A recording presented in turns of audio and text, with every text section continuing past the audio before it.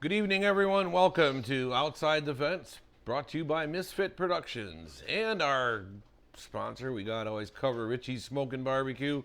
Tonight he brought in some pizza again and tacos.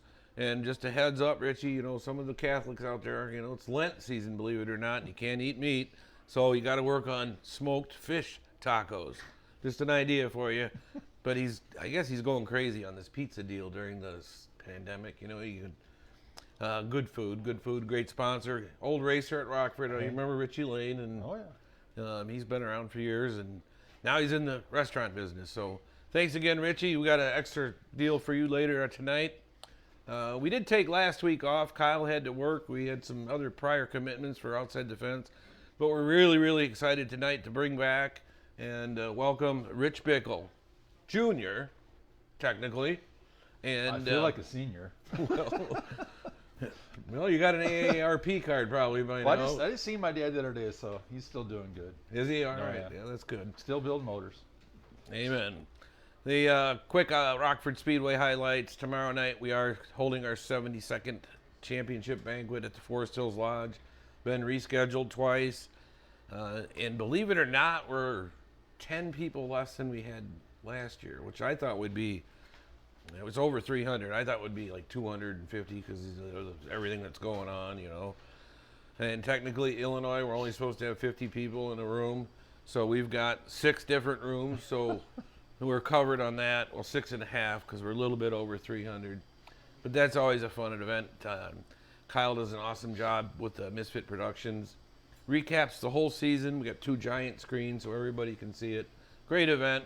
Definitely worth honoring the champions, and everybody knows it takes a lot to get to victory lane, and let alone win a track champions. So we'll that's about all our big Rockford Speedway news. Schedule's still in the works. It's a mess. The Big Eight's not a mess. It's a very challenging year for scheduling, I'll say that. Big Eight, we got 90% of our schedule going out. Exciting thing this year, we're going back to the Milwaukee Mile. If you heard that deal, Rich. You bet. Midwest Tours there. I mean, at least there's activity at the Milwaukee Mile. That's a good thing. But the enough of that. Tonight's about Rich Bickle Jr. Let's start right off. The most current thing: Daytona International Speedway. What brought you there? And damn it, why didn't you finish well? Well, It's kind of funny. I was sitting on the couch for my birthday last May, and I said, "Geez, I'd sure like to race Daytona one more time." And lo and behold, the next day I actually had 3 phone calls from Cup owners. Wow. I don't even know how they had my phone number, but they all had charters and they were all in the race. They wanted $250,000 to $350,000 for me to come drive the car. And I pretty much said, well, that's not going to happen.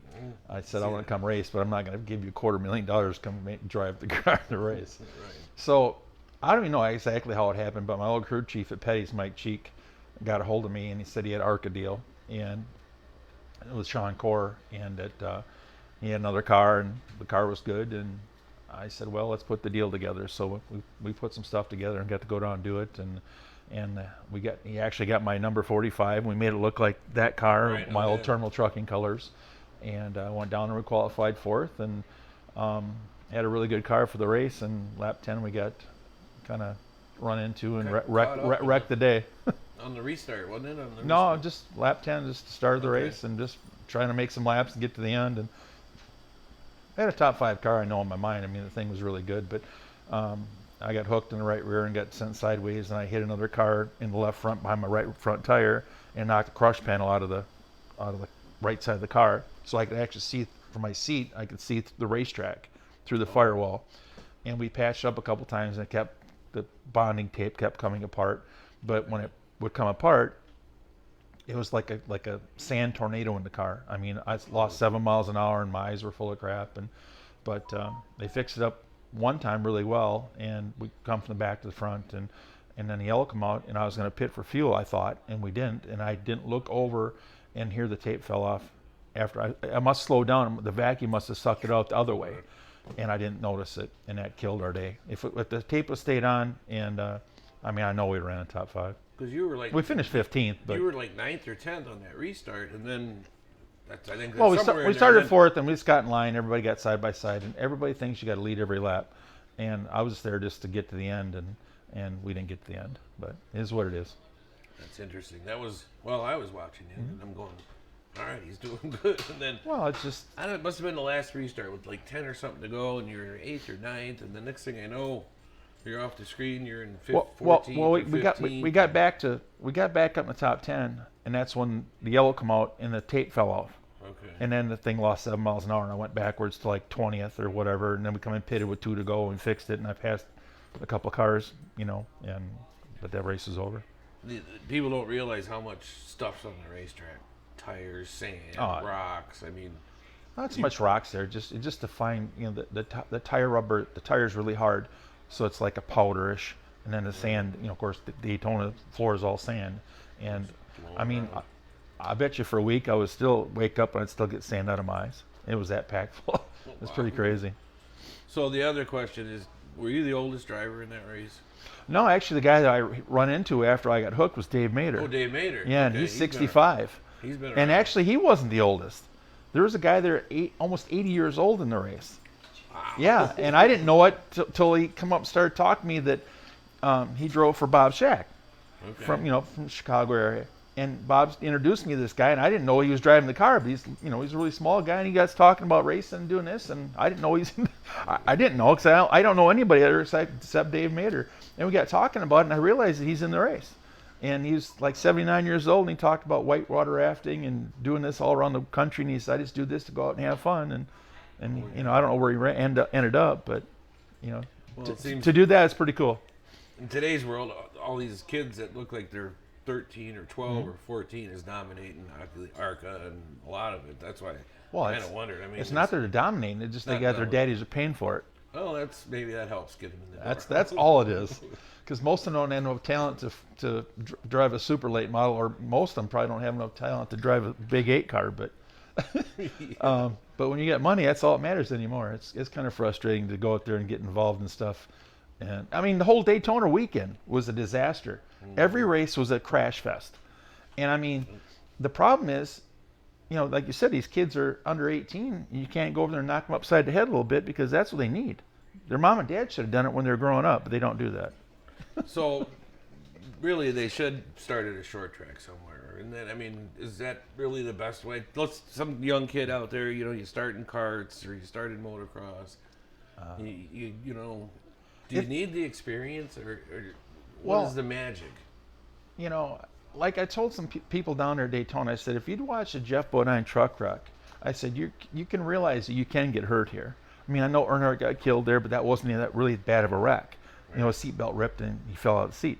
But it's frustrating that they don't have any composition that you can get hurt here. And like when they race their computers, they wreck, they hit reset and go again. Well, Right. when they wrecking down there, they get out of the car and Daddy pays for it and they go again.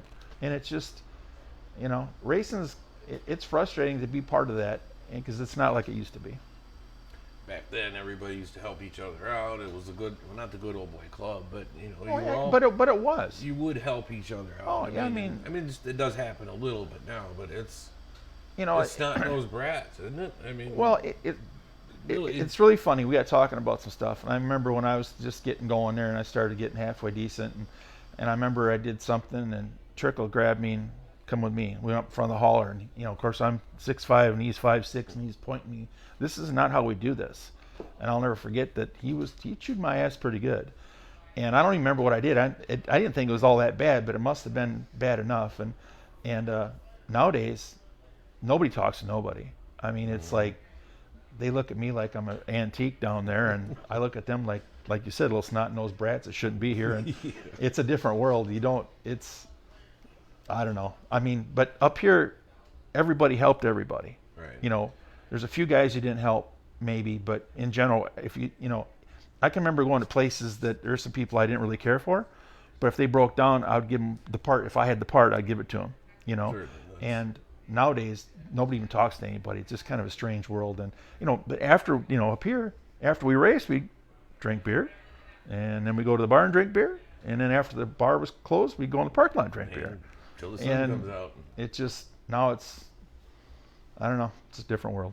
Nobody earns it. Well, Nobody It earns was- nothing no more. it's just all paid for, you know. I mean, like I tell people, I said most of these kids don't know a steering wheel from a lug nut because I mean they wouldn't know how to fix anything. You know, they can't build nothing. They mean, you know, what really pisses you off is as soon as they get out of the car, they're on their phones. Surprised they're not on the phone in the car. And that well, See? the kid at Daytona was testing and he was filming himself testing and he got in a lot of trouble for it. Wow. Yeah, that was that just happened Okay. here in January. So, yeah, NASCAR and ARCA wasn't really happy about that. But It's that I no don't know. cell phone in the car rule. uh, I guess it applies to today's well, kids. yeah, but you know, cell phones in the cars for like trash control. You don't need that at Daytona. That's true. There's different rules. I guess. All right, well, keeping current, 2021. You've done it before. You've said it a couple of times, but I think you're pretty much calling it my final race season. Well, I've kind of semi-retired twice, and kept getting dragged out of the woodwork, and finally I said, well, you know what? I'll race for 45 years, and I'm in my car. I'll be 60, and that'll be it. And you look back at things, and I can remember, you know, Dick's last couple years, he wasn't very competitive, and I don't want to be in that position. Right. I mean, I still think right now I can win every race I ever get behind the steering wheel, and we're going to win a bunch of races this year, I believe. We really got some really good stuff going, but it's just time. Okay. I grew up at the racetrack. My mom's hip at a month old, and that's been almost 60 years, and it's just time to do. I get other ambitions and adventures I want to do, and my mom only made it to 72, and I think, well, if I made it to 72, it gives me 12 years to let her rip, so I'll do Have something some different. fun. Do something different. You were sharing before we got started. You got a cruise going on, a final ride, or not a final ride, but a Bon Voyage cruise. Bon Voyage cruise. Thank you. Tell us a little bit about that, and we got some help in the background. Well, two great friends of mine from Slinger, growing up there back in the early 80s, got to be fans. And then so Jeff has been friends, you know, we keep in contact. He's helped get me sponsorship stuff. His brother Mark said, let's do a Bon Voyage cruise for you. So next year, on January 22nd to 29th, out of Miami, we're doing the Western Caribbean, and 2 stops in Mexico and 1 in Honduras. And it's going to be pretty cool because we get the auditorium, going to have a big roast. Everybody's going to, you know, ask questions and burn me a little bit. And then they actually got a go-kart track on the boat. So I'm sure everybody wants to kind of come down there and run into me and You know, see if we can knock one over the side. Because if they never had one go off the side, we might. But this would be the time. but if you want to contact Mark, you can call 262-527-1341. And he's got 200 cabins, and we sold over 80, I think, right now. And we just got this going, so they're selling pretty fast. And we just did a deal on Speed 51, so that they did a commercial for it, and I think it's going to be a lot of fun. And I've had a lot of interest from people that I haven't heard from in years that are going on it. And it's, you know, what's really fun about it, it's all inclusive. Oh, wow. Yeah, so you don't have to spend your money at the bar, so there might be some partying going on. Just a little. Poquito. Just a little. Just a little. You don't have to bring your own either. It's not a BOIBO. So let's talk racing on this coming year. Midwest Tours at the plan, Oktoberfest, Slinger Nationals. Yeah, pretty. Any other bucket list? Well, your bucket list is full, I would imagine, or completed. But well, we ran a Showtime here 3 weeks ago. That's right. And it's kind of funny. I haven't been there in 32 years, and the last time we were there was 1989, and we ran Bradenton on Friday night, we ran St. Pete on Saturday night, and back to Bradenton Sunday afternoon. They called it Triple Crown back then.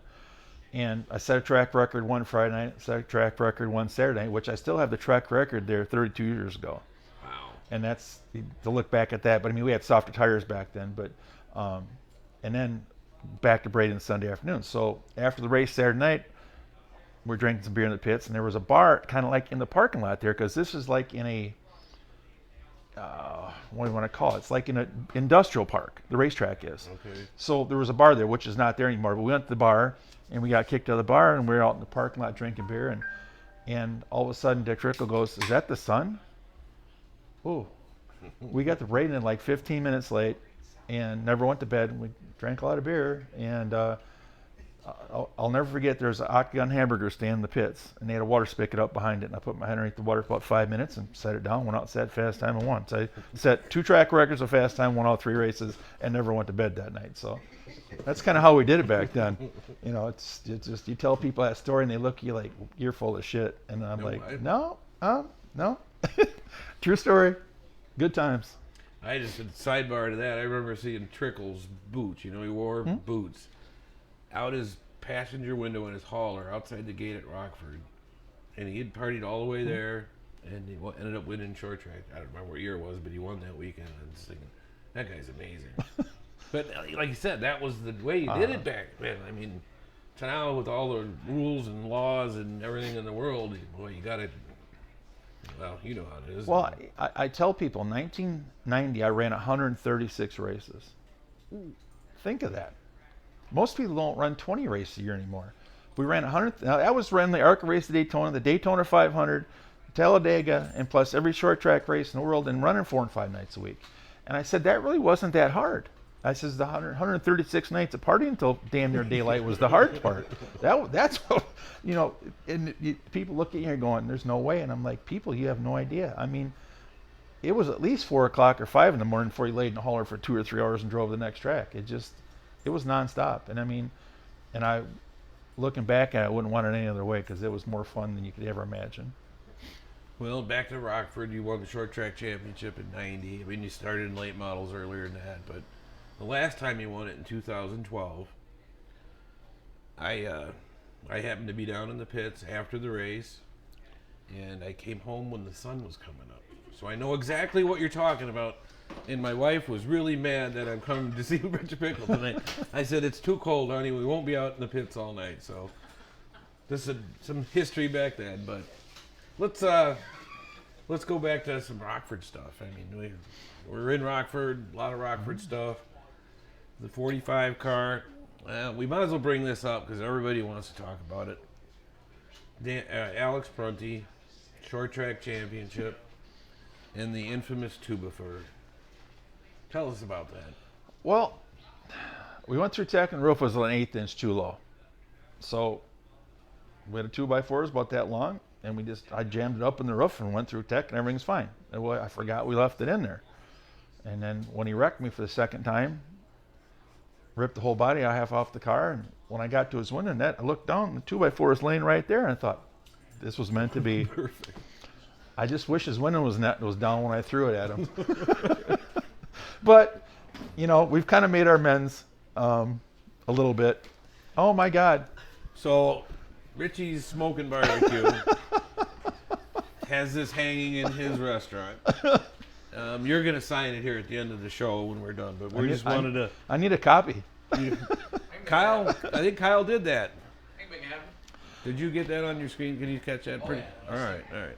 I haven't been... That's the maddest I've been in a long time. We're leading the race. gonna say in a long I don't remember why, but lap whatever it was, he drove through me to take the lead, and I'm thinking, here we go again. Same old, just like Daytona. Start of the race, you get drove over. Well, then when he did it that time, that was it. I told him, I said, get your ass out of this car because this old man's going to beat your ass in front of everybody in the grandstands. And he wouldn't get it. He was in there like a little scared chicken shit. He's a pretty good-sized kid. And, I mean, I was going to beat his ass in the ground. I'm so sick of it. And but that's a great picture. Action shot as it is. And what's really cool about that picture is that Aaron Phillips and Mark Van Vagel standing there, and everybody, all my other crew guys are standing there, and it's like they knew something was going to happen. There must have been some, what's the word I'm trying to say? They must have realized that I was going to be really pissed off, and that was something was going to happen. So they're all standing there watching. That even makes the picture even better for me. I mean, yeah, the background of Yep. the guy standing there. So the 2x4, I mean, is that normally how you get through tech? I mean, Well, you know, it didn't fit the referee. I mean, hell, it's only an eighth of an inch. You Yeah. know, it's just what it is. You do what you do. You got to do, and I mean, there's more stories of going through tech than. The 2x4 is probably the least of those stories. Well, but ends up being the best one because what happened? I mean, how can that be laying right by his door when I got out to go beat his ass? I mean, I looked down and went, oh, this is classic. And I just, like I said, I wished his window was down when I threw it, but he wouldn't. And I pulled the window net down, told him to get out, and he wouldn't get out. So it is what it is. All right, well, we'll get back to Rockford because that's always a good one. So I'm supposed to ask you. Hey, wait a minute. Oh. And what's fun about that picture is that suit is from the year from I drove for Petty. That was my practice suit when I had the Cummins deal from Petty's. And so that's the guy I drove for this year was a crew chief at Daytona for 96. And that's when so I still wore that suit, I still fit in it. That's the point. After 10,000 beers, I don't know how I fit in anything. That's funny. So all these wins over the years, you got a shop full of trophies, or what's your favorite trophy, or what do you do with them? I guess somebody wanted me to ask you that.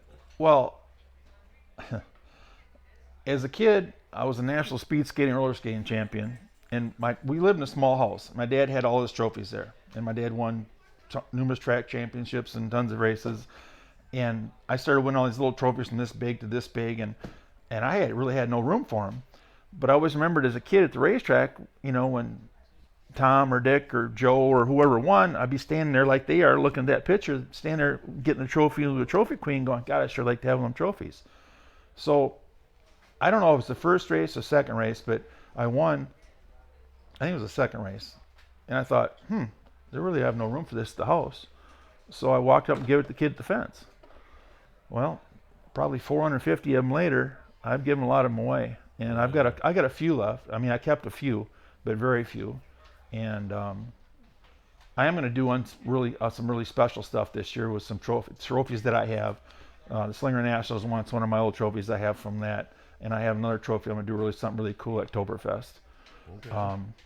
But besides that, I got a few, but we're going to... I talked to Greg, and we're going to do some really cool things with some of my uniforms, some of my helmets. Maybe I'll have like a little auction type deal and put it towards my mom's cancer fund, breast cancer fund, and just give back to people that wants a piece of my history. Awesome. I saw the car in Daytona. You had Oktoberfest on the C post, and well, it was a good time. Cool that your brother and Greg called me up and said, "Hey, want to be part of it?" And I said, "Well, really?" He goes, "Well, yeah." He said, He said, "You've been supporting us for 45 years, with John, and now and you guys, and then Greg. So it's it's pretty cool to have to do that. And then we even said that was the Oktoberfest car, and that's they actually said it on television. So Yeah, I haven't talked to Greg yet, but I'm sure he's happy. Yeah, no, he is. He's a little bit busy now. I heard his Angel Park deal Yeah. coming down, so he's gonna have his full weekend full. That's how I got online. I said, "Did you buy the place so you have to make me run a dirt car?" Because everybody knows I really don't care for dirt racing, but that's kind of a gig, kind of a little funny thing that I brought up online. He didn't answer me back. Well, it's funny. He told me the deal, and I said, "All right, so Big 8 will be at Angel Park in 2022," and he gave me the thumbs up. 'Cause we've always wanted to do a Big 8 race on dirt. You know, we did it late models in Rockford, and everybody was so against it. No. And then as we got closer, then everybody, hey, we want to be part of it. And so we'll see what happens. Good luck with him. And so let's stay at Rockford now. Tell me some of your best story, your best history at Rockford. I mean, you grew up there. Your dad raced there. You and I played in the playground. Well, they had the front straightaway and the back straightaway playgrounds, and they had the tubes and the swings, and I mean, I don't know how many fights we got in with other kids and all the stuff, but what I want to tell you is that I don't think there's anything that your dad had there that, I remember winning a bowling ball throw, a bicycle race, the penny grab, a grocery cart push, a demolition derby, won everything. I mean, it's like, I'm sure there's a couple things I'm not even thinking of, but I remember having, I grew up with the Olsen family, Benny Olsen, and I grew up with his sons, and I remember that the grocery cart push started off at turn 2, went on the back straight, we come through the axe back and crossed start finish line, looked like an M, and you're blindfolded, so you had to listen to the girl you're pushing the cart, and we won that deal, and I mean, but I can never win that damn short track deal. I mean, we had it won 2 or 3 times, and in '88 we were so dominant. I mean, there was nobody in the same zip code, and going to turn 3 guys got caught up in wreck, and I got wrecked really bad, and I was so disgusted. So '89 comes along, and I'm finally going, man, we got a really, really good car, and we ended up winning the deal. And Mike Garvey was on my butt for 75 laps probably. So it's kind of ironic that you bring this up, that I found a card of picture of me and Garvey from that race, and I had him sign it. So on the way down there, I forgot it was in my truck. And so what did I do with it? So make a long story short, he signed it, and I signed it, and I'm giving it to you. Awesome. From '89. Mike Garvey. That was the old NASCAR All-American Challenge days, yes. Look at that. So that's 32 years ago. Been a while. So, but after I won that still in race, good shape. I got out and took a bite of the racetrack because it bit me so many times that I actually took a bite off the inside of the racetrack, and I got a whole mouthful of asphalt, and it didn't taste very good. No, I need another beer right now, just to wipe that taste out of my mouth. Uh-oh. We got technical difficulties. Uh-oh. Crew working on behind the scenes.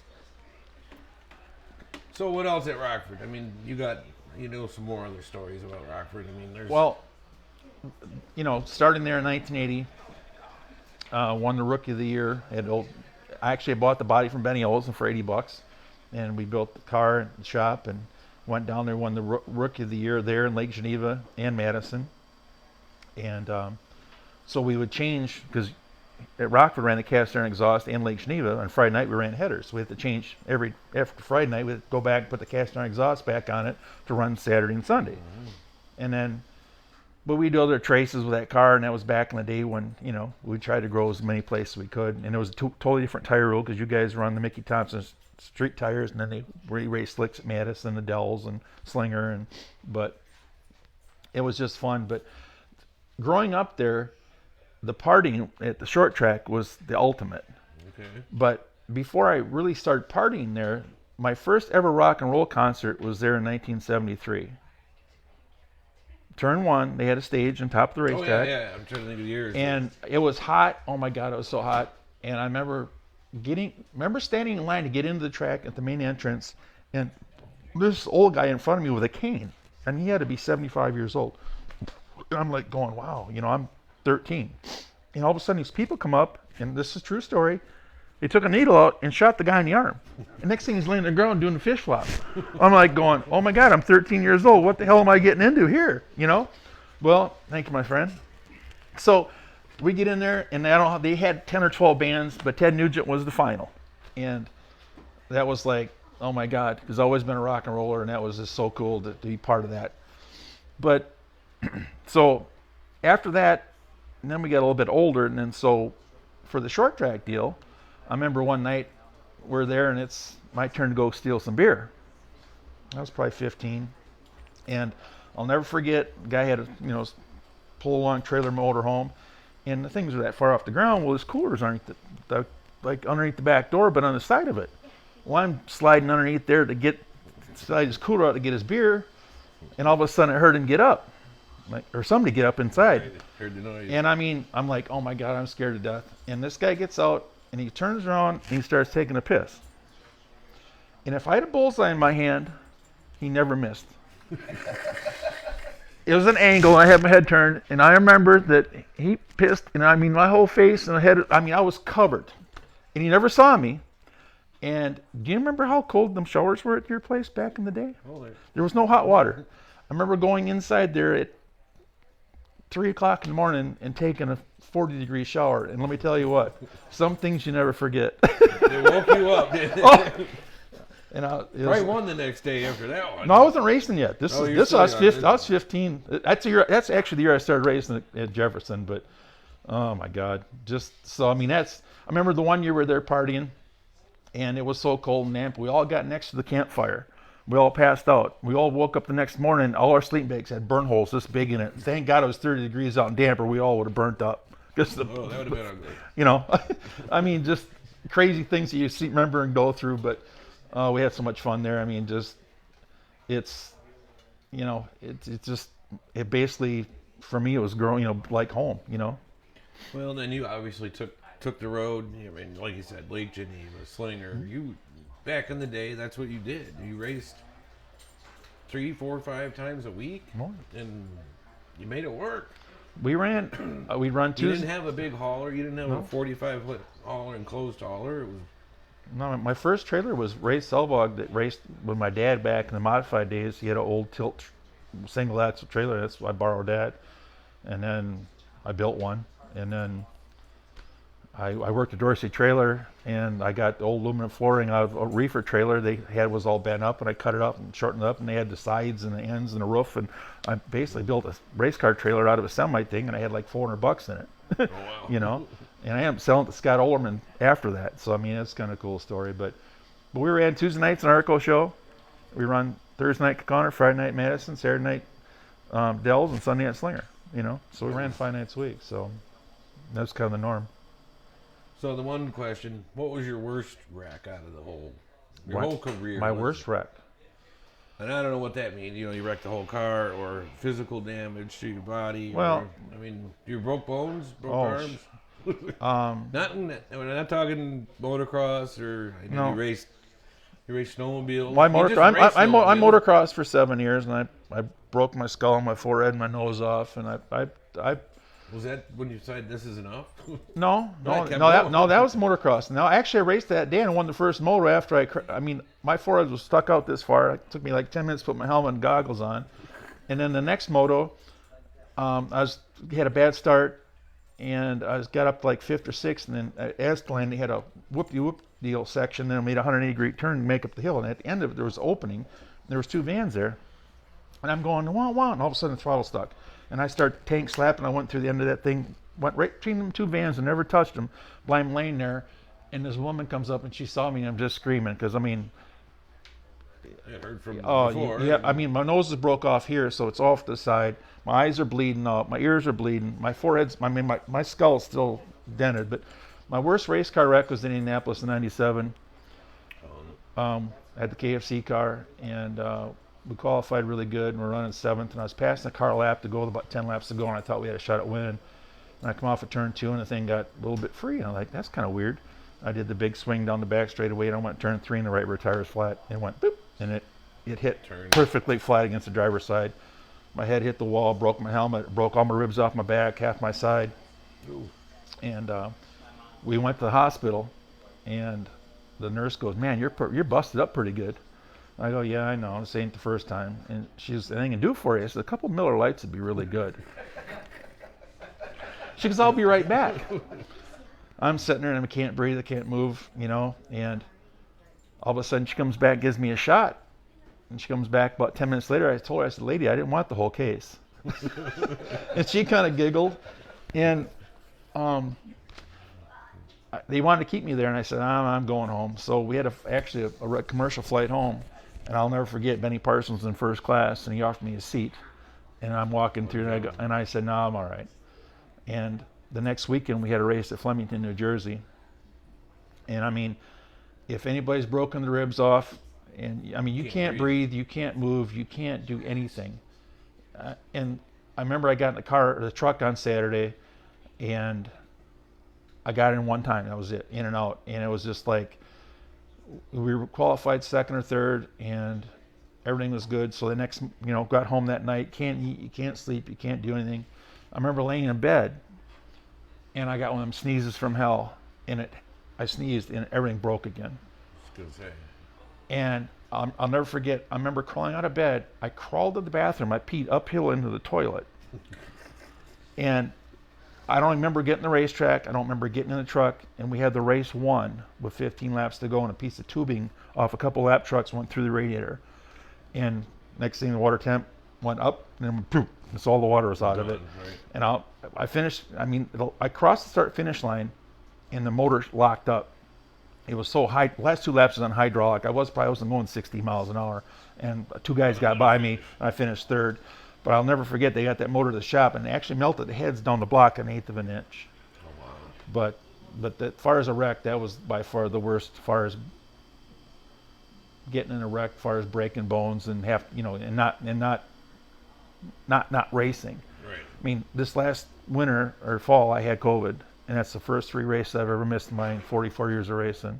I'm good now. Oh, all right. So you had the flu. I missed the You Dells. had the flu, you said. Well, I missed the Dells, missed Nashville, missed the Derby, and that's just. I mean, That's right. That's right. yeah, I've never missed a race in my entire career. Well, a few years ago, I had a seizure in my sleep, and I blew my arm off my body. And I remember walking around the living room and going, "Why is my hand down to my leg?" You can't believe how far your arm stretches. And I'm sure this is from '97 when I hit my head against the wall, Right, So, make a long story short, a week later, I was going out to the club to do the book work, and going out to Madison, there's 3 lanes in and out, and the guy ran the light right in front of me, hit the brakes, and the seatbelt broke it off again. So after 4 screws in a plate, they took me back in and put another big plate and 9 more screws. So I had 13 screws and 2 plates in my arm, and that was on Thursday night. And I raced the 250 lapper opener at Madison on Sunday. I mean, I couldn't raise, I couldn't move my arm, but I could do this. I could move my elbow. Oh, there you But go. about lap 190, I was pooped. Can imagine. But there's no give. But the COVID thing, I mean, I just had no energy. I think I could have done the Derby, but I couldn't have done the tire deal. As I usually do my own tires and all that. I couldn't have done it. Wasn't worth trying. Well, I know I couldn't have done it. Yeah. I could have probably raced. I probably had enough energy to race, but it is what it is. So those years, about 90, went to down south, we call it, moved out, did the NASCAR gig. Mm-hmm. Looking back, was that all worth it? And what did you learn back then? I mean, hey, you were involved with all the teams, from Petty's, over the years. Well, 1990, I really wish I would have kept track, because I said we ran 136 races that year, and I believe I won over 80.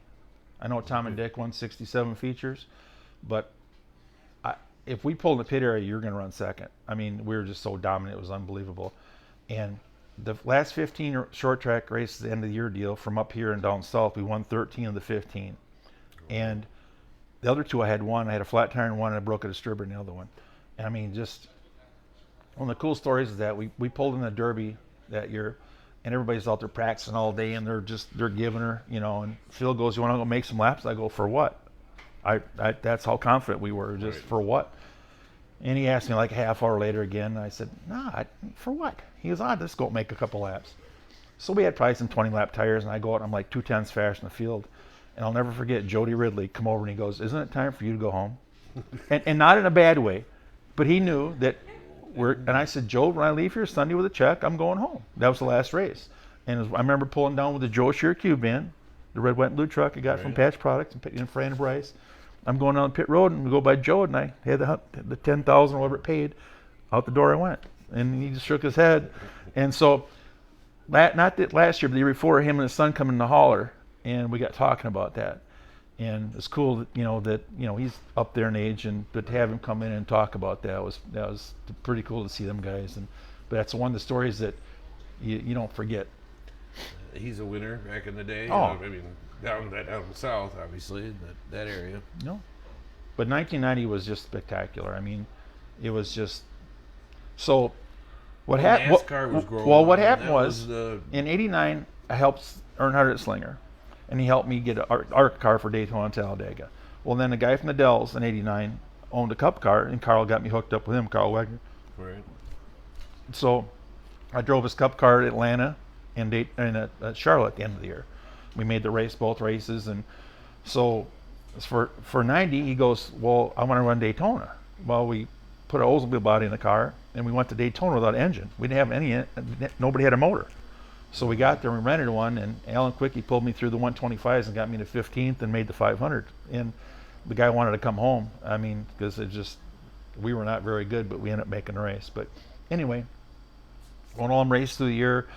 And we went to Concord, ran 2 races at the end of the year, the turkey race and Halloween race. Okay. So I actually pulled into a Derek Close, not Derek Colt, but Derek Close owned a Cup deal, the 47 Canal Insurance thing. And Pat Beatty worked there from Illinois, and I was pulling in to see him. And I was pulling in Tony Furwich, his dad owned Concord Speedway. He's walking out, and I'm walking in. He goes, oh, we never thought about you. You want to drive a Cup car next year? I'm like going, wow. Okay. How did this happen? So, the stars are aligned and all that, and you're seeing the glory of the world, because you had a taste of it. And so I took the deal, and I'm sitting on the fishing bank after I was down there, and this is after we tested Daytona, and I knew this deal was a disaster. I'm like going, oh my God, I just won every race in the country. I had every product person in the world was trying to give me money.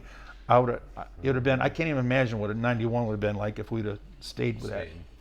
But I'm sitting there and going, oh my God. So we ran like 2 or 3 races, and I mean, it's just, the guy's got more money than God. I'll never forget, one day we had to find him anywhere he was in the world to see if we could buy parts.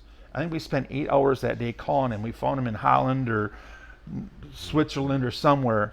Probably spent $1,000 on phone calls to buy $35 worth of hub seals. And I'm sitting there going, oh my God. So anyway, I'm out on the fishing bank, the little pond behind the shop, and these 3 guys pull up in this black Lincoln. I thought they were mobsters.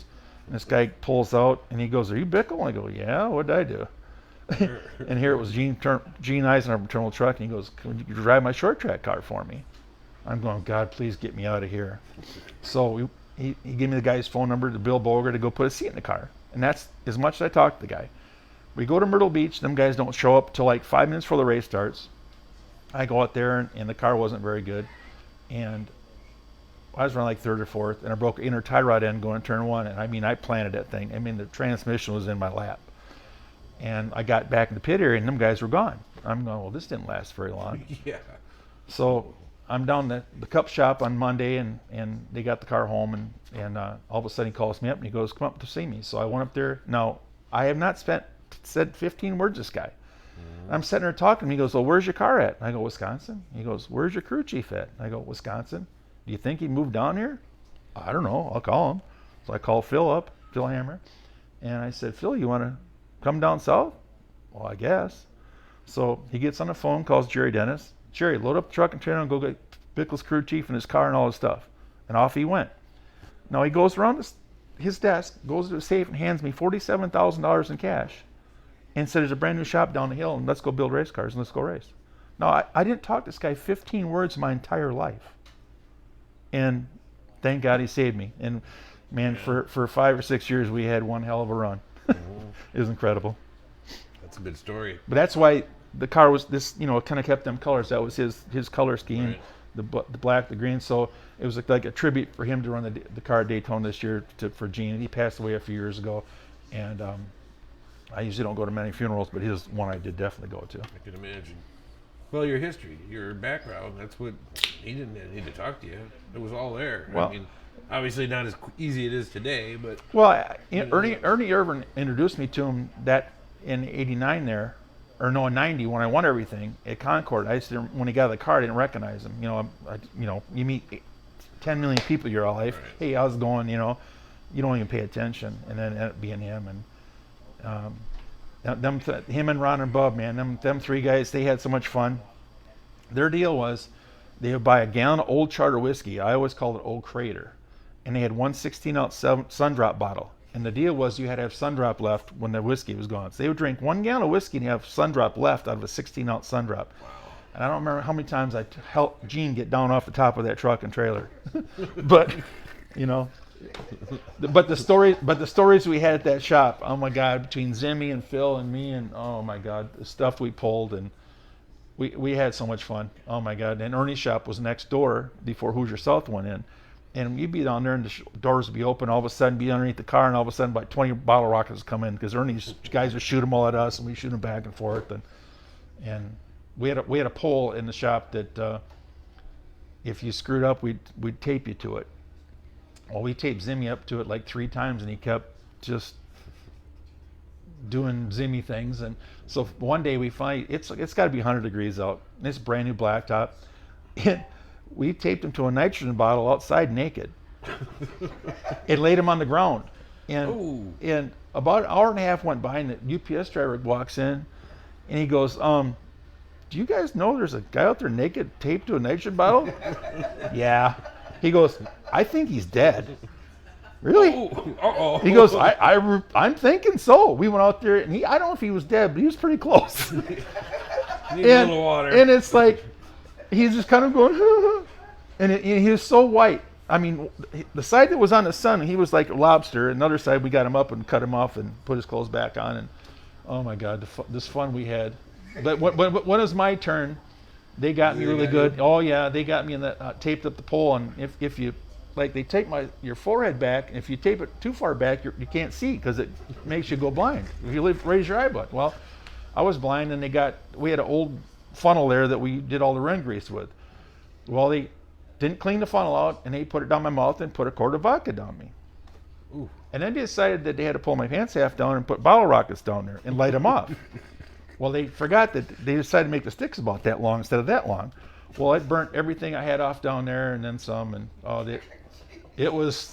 we had fun. Oh my God, we had so much fun. It was crazy. But you tell people these stories now and look at you like you're nuts, but that was a weekly occurrence. There's always something.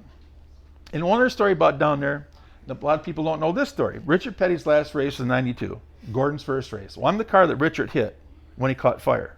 Because Trickle Schrader and Walter backed off before, and I slowed down, and about a half hour later, Richard come out of nowhere and ass-packed me. So I have that bumper cover, and I had him sign it the next year. So when he hired me 4 years later, I go, do you remember me? He goes, yep. He goes, you're the son of a bitch who backed me in Atlanta. And I knew right then we'd get along because he made a joke of it. So, but anyway, there was a grocery store up around the corner of the shop, and I went up to go get some beer. And there was a little woman. She couldn't have been this tall. She couldn't have been that wide. She couldn't have been 85 pounds. She had to be 85 years old. And I'm in the store, and I don't know how she knew who I was, but she called me every name in the book that I record Richard Petty in his last race. She was screaming. Everybody in the grocery store knew she was screaming at me. And I mean, I kept trying to tell her, lady, he hit me. And you couldn't have changed her mind. And can you imagine somebody, she wasn't 5 foot tall and 80 But pounds. loud. She was loud. Oh my God. And she's up there just screaming at me. After about 10 minutes, finally, I said, yeah, you're right. I have to go. But things you don't forget. But I was like, oh, this is kind of funny how things go in life. You ruined Richard Petty's final ride, final run. That's crazy. Well, you think of that. So his last race, he runs into me. In my last race at Daytona, his grandson was the one who wrecked me. So it's kind of funny Full circle, isn't it? and then in '96, when we're doing the truck deal, Adam was in the shop all the time. He was like 12 or 13 years old, and I nicknamed him Whacker because he was always playing with himself. And a few years later, he got killed at Loudon. Right. And I mean, talk about devastation. I mean, that whole family was just totally devastated. But I mean, the things that He was a nice young kid. no, he was. I mean, I think he was Richard. I think he had the capabilities of doing really good, and just a sad deal. Yeah. Yeah, there's the dark side of this game where I'll play. Let's quick change gears again. You can tell a whole bunch of stories, but you and John Close got together and put a bunch of stories into the book. Tell me how all that got together. And is it still available? Did you bring one? Are you writing another one? No. All right. I got a few left, and there's still a few on Amazon. But I just wanted to tell some of the stories. But writing the book, for putting it together, it took a while. Right. But John lived most of it through with me and around me and through the deal. But when we got the book done, it was almost 4 times bigger than it could be.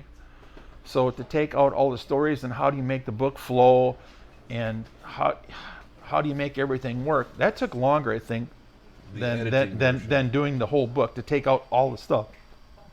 But no, not going to write another one. That's over with. And but what's really cool about it, I've not had one person say they didn't like it. Okay. There's a guy out there, and I don't know what his name is. I don't know whatever did to him or anybody he worked for. He's the guy that sits up in the stand. Oh, he hates me. Oh Okay, my that God. guy. He would, if I was on fire, he would pee on me. I mean, he calls me every name in the book. I mean, I haven't seen him in quite some time. But anyway, last year he came on the stands and he pretty much walked up. He goes, I hate your guts, but that book was really good. Wow. And I mean, this is after 25 or 30 years. I don't know if I dated his wife or something. I don't know. I don't know this guy, but he absolutely hates my guts. And I'm thinking, oh my God, here he comes again. And then he said that, and I thought, well, if this guy liked it, anybody like it. That sums it all up.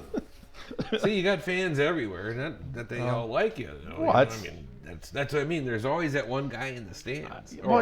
But you wouldn't want it any different than that.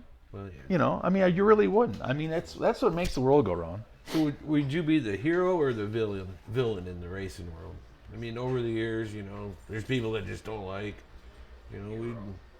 I'm thinking probably. Well, you're right. There's guys that just don't like him. Hey, but he's a hero. All right. But I've been on both sides of it. That's what I mean, when you don't, when we started out, I didn't have $5. I had my mom's drive and my dad's knowledge, and you didn't take no shit. And if somebody's gonna start some shit, you go finish it. And it's like that picture, it's 44. That's 43 years later, and that's I'm not taking it. But on the other hand, I had one of the greatest compliments at Daytona I've ever got. In '97, when I did the truck deal for Darrell, the PR guy, I haven't seen him since then. And he come up to me and he goes, because of you, he says, I'm still doing this. And he said, in '97 is still the greatest year I ever had because you signed every autograph, you did everything, every PR thing, you do every function, you take time to talk to everybody in the country. And I said, well, that's what Trickle and them guys taught you. You take your time out and you deal with people and you talk to people. And so, I look at both sides of it, as far as, not everybody likes everybody, not everybody liked Dick, not everybody liked Joe, but 90% of them did. And I still feel that's the same point I'm at, and you look back and you tell people that, you had to race against them guys. And one of the greatest stories ever, in 80 and 81, Deeges, Bach, and Reffner went out West Coast and dominated. In 83, Mike Chase from California came out here and ran all summer.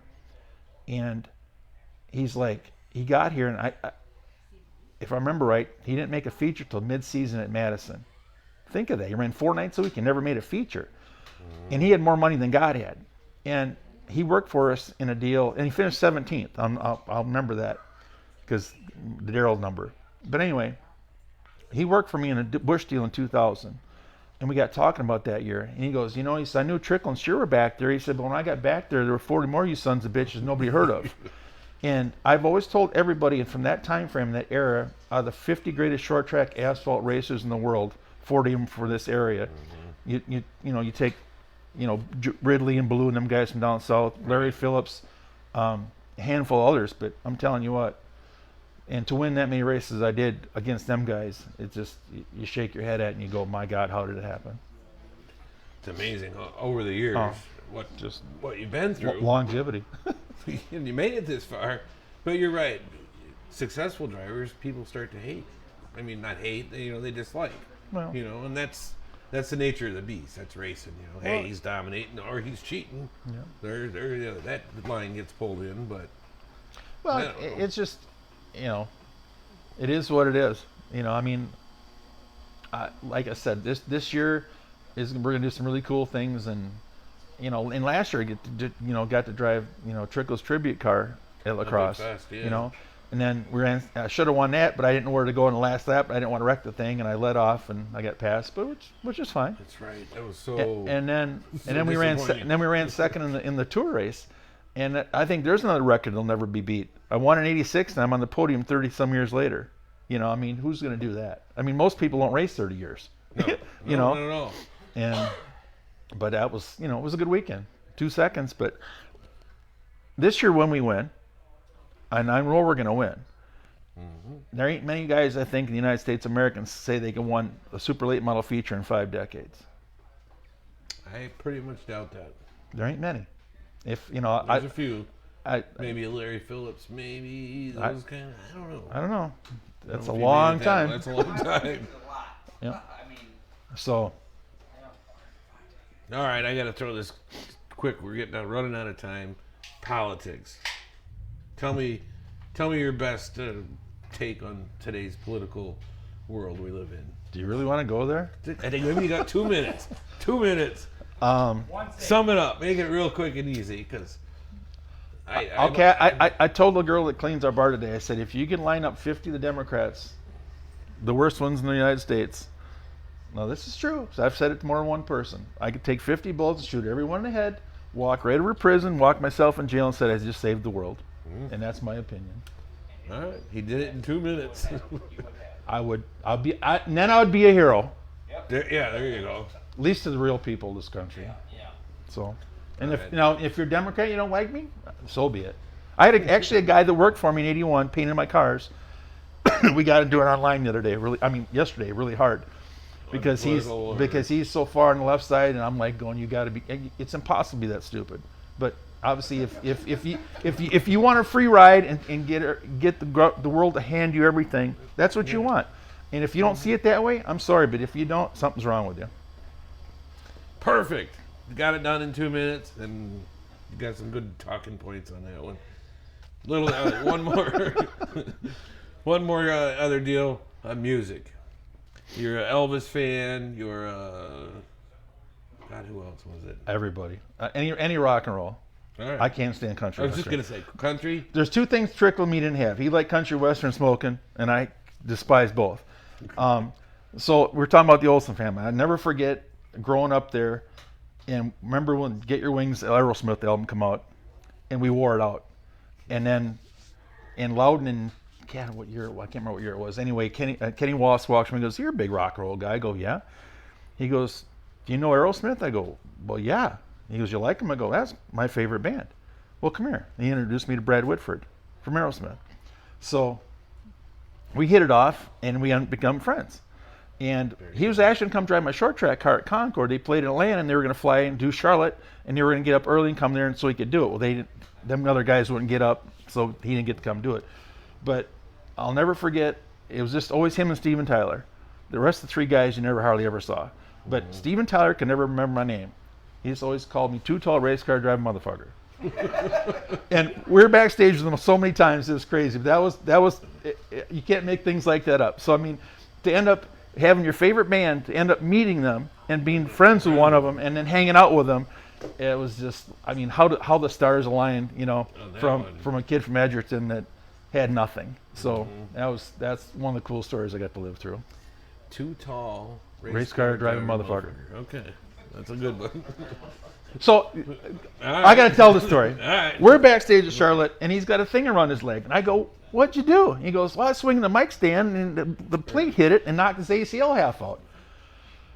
So that's one of the times we're in the back. Then I was tuned up pretty good. And all of a sudden, he's went around the corner. He said, I got to get ready to rock and roll. So he goes around the corner. I wasn't paying attention. I looked around, and, well, I knew it was his room because he's got the scarves hanging off the wall, his door, you know. I'm like, I know he's back there with 3 hot chicks naked. So I open up the door. He's sitting on a pedal bike. I'm going, I look up. He looks at me, he goes, what are you doing here? I go, what are you doing? He says, I said, what are you doing? I'm getting ready to rock and roll. I go, come on, man. You just blew everything I thought. I said, I thought you'd be back here with 3 hot chicks naked. He goes, that was 30 years ago. So, He had to get his wind going. he's rehabbing his knee. You know, Oh, there you go. You know, because he knocked his ACL out. So he had, you know, and that I'm sitting there going, oh my God. But I mean, stuff like that you just don't ruin forget. your dreams of rock and roll. Well, no, but like you said, that was 30 years ago. That just made it fit. Yeah. It sure how could have been, though, if you wanted to. Oh yeah. It's just, I mean, just, you know, so many different cool things you get to do, and the people you get to meet, and like when Richard hired me, you know, I was at the 76 Daytona 500 when him and Pearson crashed. Mm-hmm. You know, I was sitting right in turn 4 when right in front of us that happened. And my mom actually had an 8mm camera and she filmed it. Awesome. And so anyway, when he hired me, or was going to hire me, I said, well, me and my dad were big Pearson fans. My mom was a Petty fan. And he goes, I'm a big Pearson fan too. You know, and well, he had respect. You know, them guys had respect, and that, you know, I'll never forget that. You know, and then to think about that, setting the stands in 1976, I told my mom, Dad, I'm going to race here. You know, I was 14, and 14 years later, I did. You know, so to do that, and then to get hired by him, and then drive for Kale, I drove for Daryl, but don't want to talk about that. That's not a very good story. All right, You should read the book for that. You'll love it. There we go. We'll leave that. The book tells it all. Because the first person that called me when I took the deal from Richards to Daryl's is in the book, and you'll never guess who it is. But he told me that, you know, that guy's going to screw you, and you need to read the book to find who it was. Very interesting. Wasn't Don Hawk, was it? No, it was his brother Michael. Oh. It's pretty bad when your own brother calls me and he tells me, you know, my brother's going to screw you. Wow. And sure enough, he did. Cost me my career, cost me the truck championship, cost me the cup deal. And I was actually hoping Daryl would sue me from the book. I've been waiting for him to do it. Because if he does, I have so much dirt on him that I pray, because I'm going to bury him if he does it. All right. So, Probably why he has not. yeah, So he knows it. He will be divorced. Oh, changing subjects. Oh, No, let's get back No. to politics. Politics. Well, did you know Bill Gates, the big Who? Bill Gates? Yeah, that guy. He's coming out with synthetic beef, so you can get rid of all the cows and farms. And he said won't taste as good in the beginning, but they'll get it figured out. Well, that's back to the what are you gonna do for me? If brains are dynamite, they couldn't ruffle a hair. And he's a billionaire. Yeah, and I apologize. We had a bunch of people call or texted in a bunch of questions. We pretty much got most of them. It's We got more time or no? yeah, we can go for a while. John, you good? Or I'll answer everybody's question. It's worth drove an hour and a half, come down and do it. well, here's one. Well, are you the only active driver still racing out of the Artco series back in the day? That's a good question, really. Probably. No, I think Hoffman did it back Eddie then. Hoffman, yeah. Boy, there's not many left. Schneider, hold on, Bob Schneider, photographer, asks, you were talking about music, disco? That's another long story. All right, we gotta hear it. So when I was 15, when I was 14 and a half, I got a 72 Ranchero for my Christmas present. Beautiful. And then, Wish you had it today, I bet. yeah, I wish I did. So anyway, I thought, well, when the spring hit, I'm 15. I might as well drive it. So that's the year I started racing cars, and I was motocrossing. So I probably put 25,000 miles on that car before I ever, I drove everywhere. I drove to Redbud, Michigan motocross, and I remember racing Jefferson Saturday night and then racing this motocross track on Sunday at Lake Geneva. And so anyway, I was going by this bar on the outskirts of Janesville, and I decided to pull in at 15. Well, I was 6'5" and tall. I had a lot of hair, and it was a disco bar. And I walked in, they served me. So I think I stopped there for the next 4 months straight, and that was in the disco era it was. And I had to learn how to dance because there was 40 girls on the dance floor and 4 guys. And there's some of the story I can't talk about. We'll leave it. This is a family audience. Yes. Oh, I'm sorry. Yeah. The internet, who cares? Truth is the truth. So, besides Trickle, who is the funniest one to party with? Funniest or funnest? Either way. God, the list is huge, I imagine.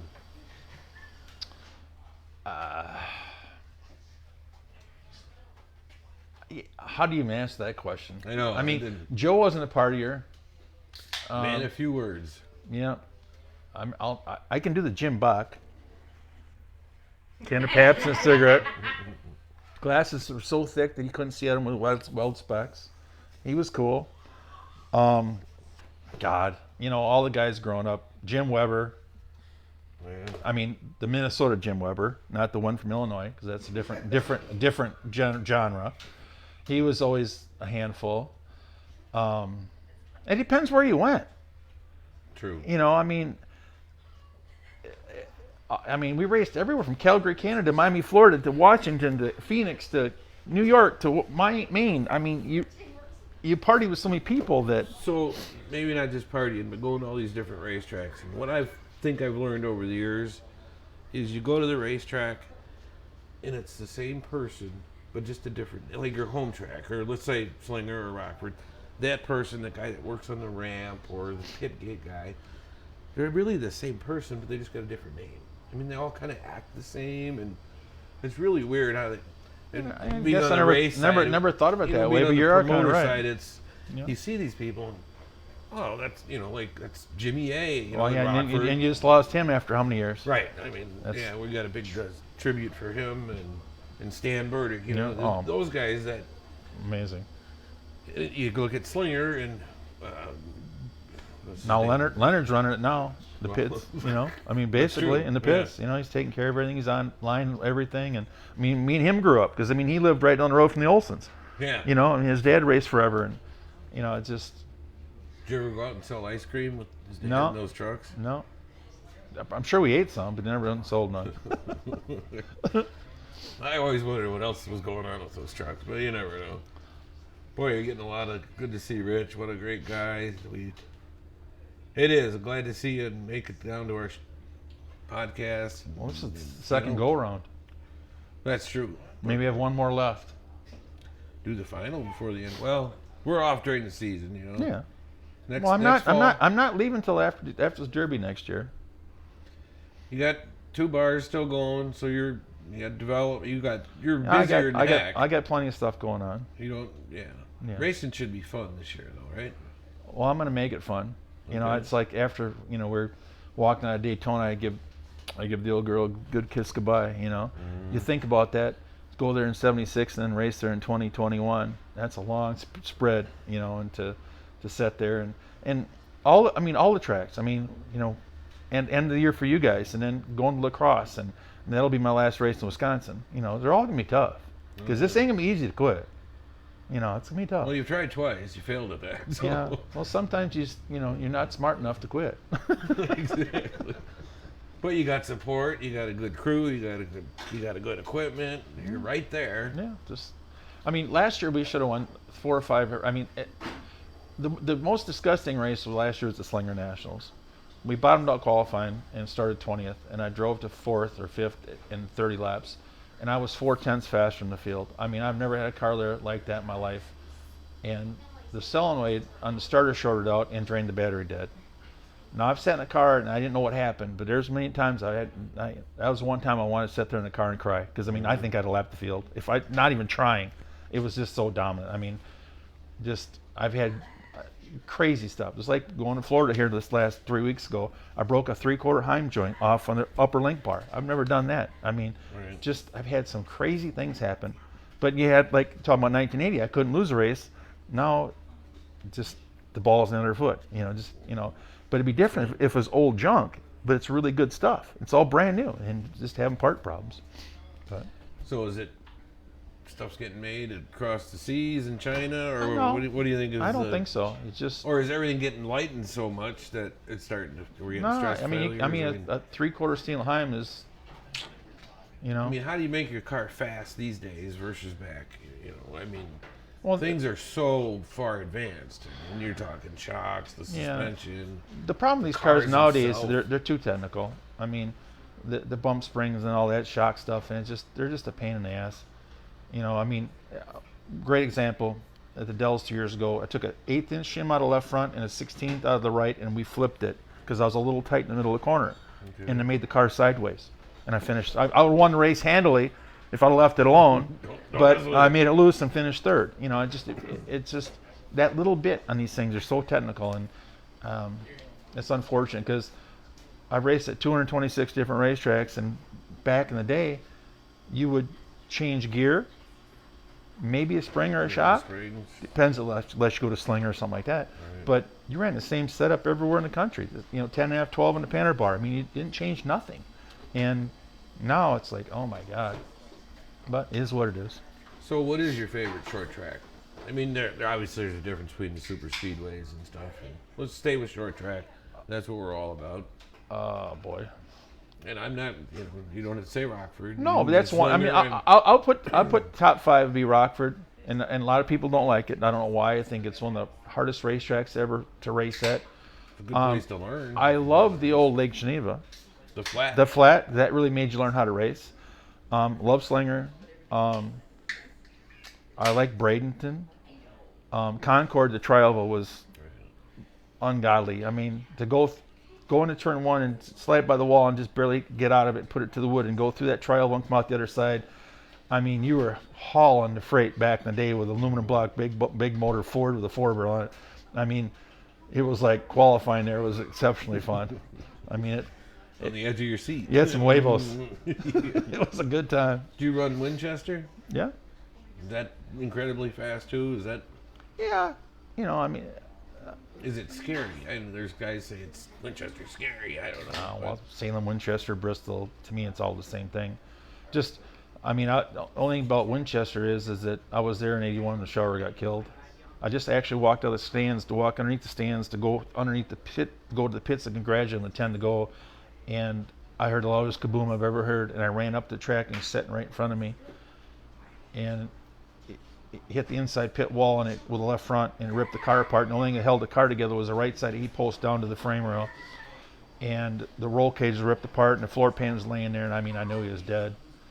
And that was tough. And then another crazy story is that I claimed Joe Shear's motor at Madison in '81, and Fred Nielsen told me to go pound sand, so we got thrown out because he didn't get the win because they actually beat Larry Degens that night, which nobody in '81 beat Larry Degens because Larry was on fire. he was on a different planet.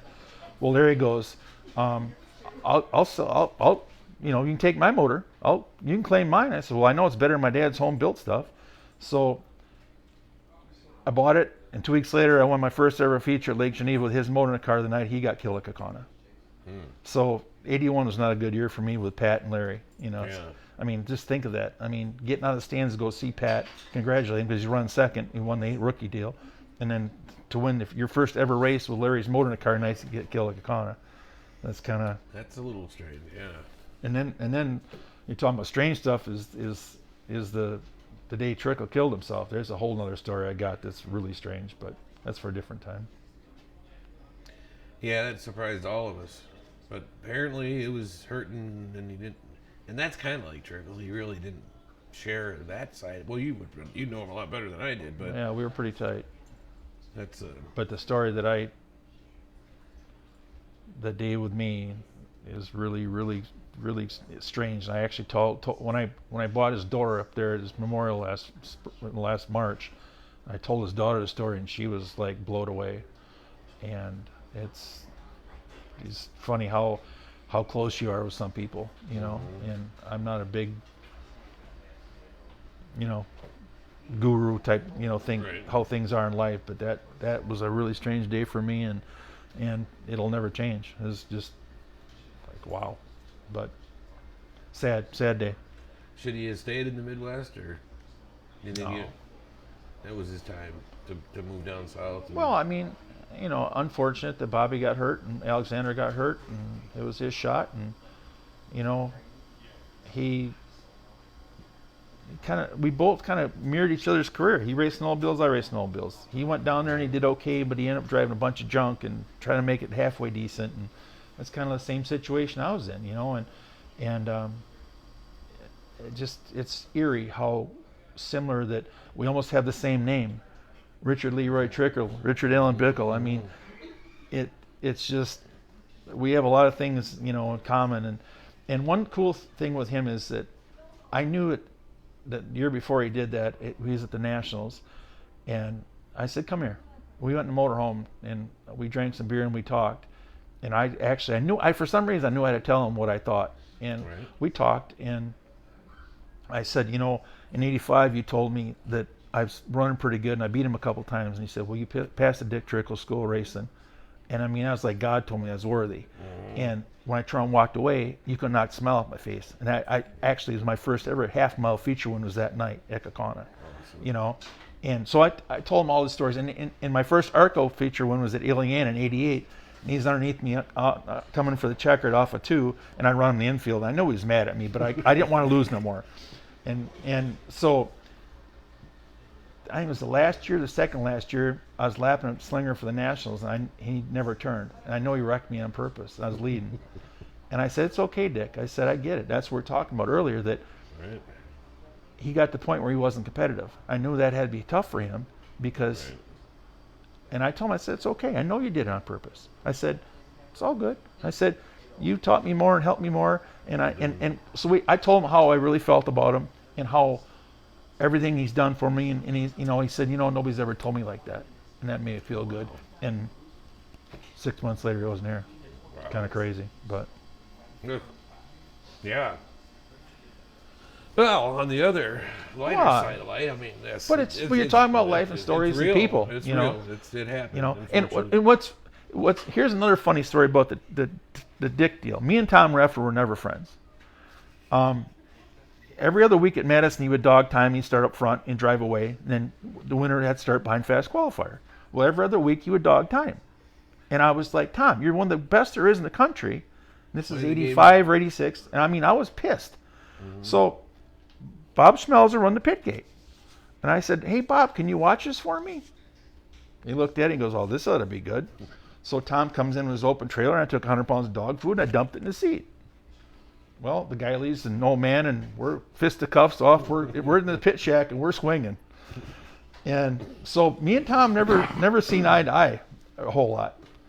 And doing that deal last year up there, and me buying the door, and me talking to him, and we really got talking and kind of made amends. I was going to say, you made it up.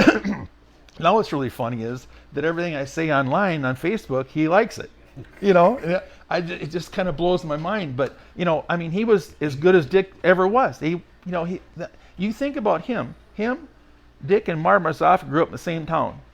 And Jim Bach grew up 6 miles down the road. And them guys won 2,500 features. Think of that. That'll never be done in the history of a town of 450 people. And that's now. I don't know how big it was back then. You know, I mean, and Marv quit early. Yeah, he was out. You know, like 82 he quit, you know, and it's just, the history here is just mind-boggling. And just to be part of that and learn from them guys, and you know, like with Joe, I mean, you know, I always tell people Joe's probably in the top 3 ever.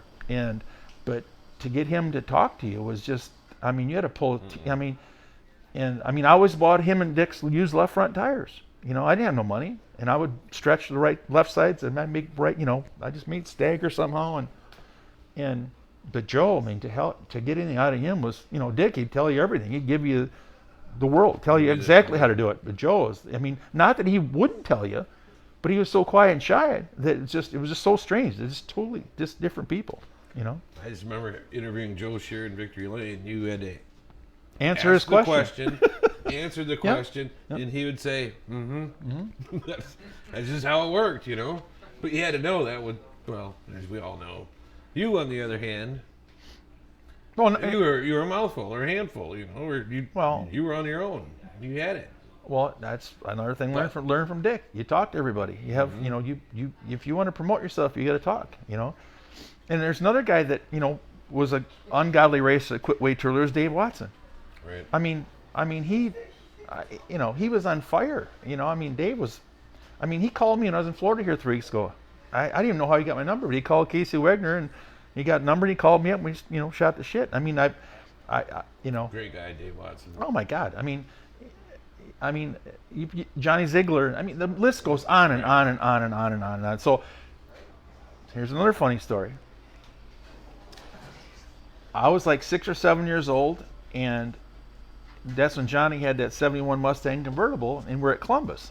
And he must have run into my dad or something. I was mad at him, so I got out of the stands, went down along. There's a back straightaway road and went turn 3 and 4 to the pits. Right. And then off turn 4 where the grass was tall, well, I was down there and picking up rocks and throwing them as he went by it in practice. And I actually forgot about that story. So in 1983, we're at the Slinger Nationals, and I was working at Dorsey Trailer. And we got rained out. And I'm like, God, I don't want to go home. I want to drink beer and stay here and have fun. And I don't want to get up at 5 in the morning and go weld semi-trailers together and then get it done at 3 o'clock and drive back here to race. And Johnny Ziegler goes, kid, he says, you're pretty talented. He says, you just should become a full-time race car driver. I'm like going, what? And I go, are you kidding me? He goes, no, you're going to be good. That was it. Wow. I walked in Thursday morning at Dorsey Trailer, put my card in the slime slot, and that was the last job I ever had in my life. Just that. And so in 2015, we got inducted to the Halt Short Track Hall of Fame together. And he started telling the story about me throwing rocks at the convertible, and I remembered it. I went, oh my God, he's telling these people this story. I'm thinking, how does a kid at 7 years old throw rocks at a guy, and then the guy tells you to become a race car driver and have the career I've had, and then tell the story in front of everybody. So I mean, but I'm going to carry on his tradition this year because he always had the most nastiest taste in liquor in the history of mankind at the racetrack. And I'm going to carry. Or what is No, it's called Lemon Heart Rum. You wouldn't think rum tastes bad, but I'm going to have a bottle for every track we go to, and I'm going to start just hand it out and hand it to people and watch your look on their faces because it is. I give a shot to Carl Wegner at lacrosse like in '87, and he took a big glug glug glug and put the bottle down. Out the door he went. Now he's done for the night. And next day, I'm underneath the car changing my dad's Ren gears, and he kicked me so hard, and he goes, don't you ever give me that again, I'll kill you. He goes, I don't know if it's racing fuel, battery acid, and nuclear waste combined, he said, but there's nothing to be that bad. So I'm going to carry that tradition on for Johnny this year. That's good. Oh, the stories. All right, Kyle. Anything else? I'm sorry I'm rambling. No, it's just, you you pull out emotion, you talk about these, How many tracks did you say you raced at? 200? 226. Any that you haven't been able to race that you want to? If you had an opportunity? Any that you'd want to race Yes. at, you haven't. I would love to drive a top fuel car. Drag strip. Yeah, in '96 we went out to Sonoma. I had the seat in the truck to give rides. They had Daryl Gwynn out there with his top fuel car, and they had Ron Capps with his funny car. And they had all these other Dodge things out there. You could drive anything you wanted, but you couldn't. You know, I said, please let me lay in the hood of that thing and I'll hold the cage. Just do a burnout. I want to feel this one time. And he looked at me like I was on crack. But anyway, it was a really cool story. All of a sudden, Daryl Gwynn's dad comes down and he goes, hey, he goes, would you drive that thing up by our hauler? Yeah, why? He goes, I want Daryl to get in. Now, this is after Daryl crashed his top fuel car. He did an exhibition deal in Europe, and he got paralyzed, so he got all screwed up. Well, we got him in the truck. I went out and made 2 or 3 laps with him, and he finally said, you got to stop. I go, why?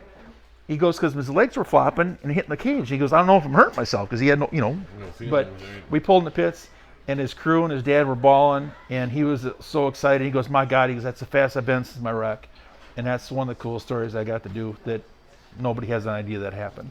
Oh no. You know, so that's First we heard of it. that's like, that was really cool. But I would love to drive one of them cars, just to feel it, just do a burnout once.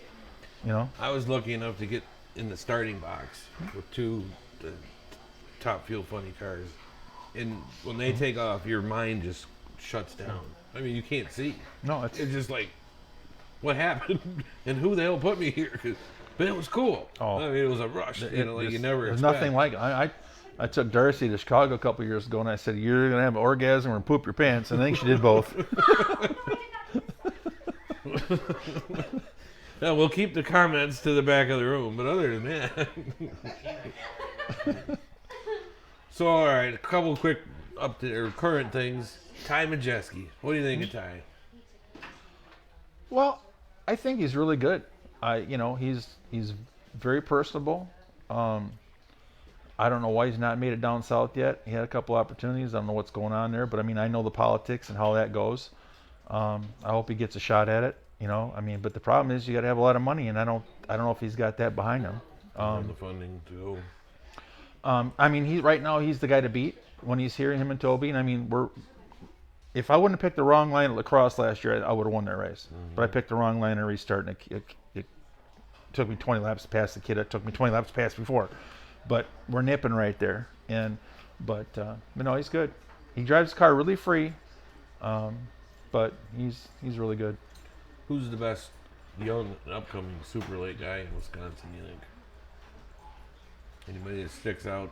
Well, I mean, Ty is right now. Well, they're asking somebody that's just new out of the box. Bring the backing for it, too, so we got something solid. Boy, I don't know. There's a lot. Yeah, This is a big sport. I'm not sure. I mean, right now he's the guy to beat, and that's the way you look at it. So for Richie's Smoking Barbecue, this is going to hang in the restaurant for Infinity. You see that, Richie? So he wants your autograph on her, baby, and he wants to do it live on the show. We can do it. We're going to wrap her up tonight. Well, let's get a Sharpie that works next time, guys. Yeah, that'd be better. DJ, we need another Sharpie. He doesn't need those very often. Yeah, it doesn't say many I autographs. usually have them in does my it? pockets. That's one thing Petty taught me. Always have one. Autograph. I always carry a pen, but not a Sharpie. You know? I don't get many autographs at the racetrack, but I get more bad fan mail. Black. Damn it. Only black. I do have one out in my car. But... Here's a decent sized one. Well, thanks What's the everybody big for picture? jumping in, and God, we had a good following tonight. We will be back here next week on Outside the Fence. This is as bad as that one. You got a new picture to make, Kyle. Richie, there you go. Smoking barbecue. Did the best we could.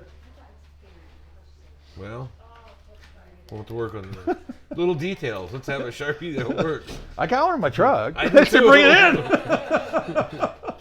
Actually, I signed that on the way down here for you. There we go. Thanks. So for I that. hope that goes to a good home, because that's kind of cool gonna go history. on. Would really work really good, but they're just so damn big. Yeah. Well, too late now. I think we're good. All right, everybody. Hey, thanks for tuning in to Outside the Fence. I want to thank Richie's Smoking Barbecue, our special guest, been here twice, coming back again. He offered, and we're going to take him up on it. We again are Outside the Fence. Look him up on YouTube under Misfit Productions. Like it and can increase some subscribers. We need those numbers up. That's how Kyle pays for this big mess. And Hey, and It's a everybody lot of come out fun. the racetrack this year. COVID's over with. Halloween is over. No more masks. Let's go racing. Let's go have some fun.